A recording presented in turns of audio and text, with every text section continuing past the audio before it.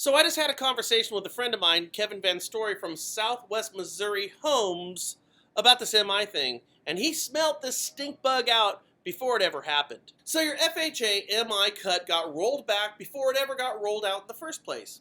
Now that seems counterproductive to me. Don't you think? Now, I said this was going to happen before anybody. My public post that this would not stand was dated a full 24 hours before anyone. Now, I also gave what I thought was the reason. I said it was the outgoing director's final shot at the incoming director, with Castro saying, hey, let's announce another cut. So when Carson comes in, they're going to have to raise it. Get it? And that makes Carson look like a total dick right off the bat. So, do you think I'm crazy? Don't answer that. Well, if you think I'm wrong, that this was not a political calculation to get Carson off on the wrong foot right away, that would mean Castro is so out of touch with the agency that he runs that he probably should have never ran it or been the director in the first place. Because not everybody at HUD, you see, is leaving. And moves like this, dropping the mortgage insurance, a fund which controls nearly $1 trillion in loans, are made strategically with the input of many people, many who are not leaving HUD. You're following me here, right?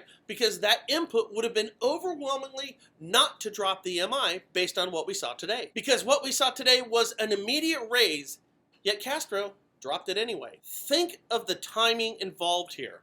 Castro makes a cut to the MI that gets overturned literally within an hour of the transfer of power. That means this cut was dead in the water before it ever had a chance to hit the ground and run. Because our mortgagee letters aren't put out in an hour, they take days or weeks, which meant this was in the works a long time ago. So give me a break.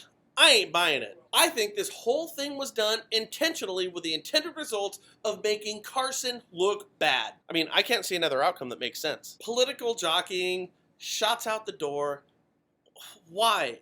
Because the thing is, the only one this hurts are consumers and mortgage companies, but who cares about them? You roll it out, then you have to roll it back. All unnecessary work, courtesy of political infighting. So understand, I called this before anybody, and I also gave you the reason. Based on how this thing panned out today, I'd say my reasoning is pretty much spot on. Hope that helps.